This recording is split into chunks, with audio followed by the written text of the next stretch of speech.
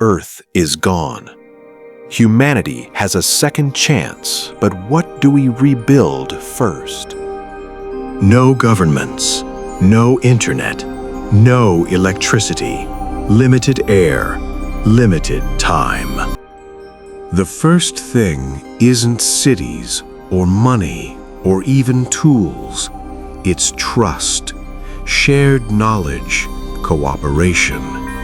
Without it, civilization cannot survive, no matter how advanced our technology. And the scariest part?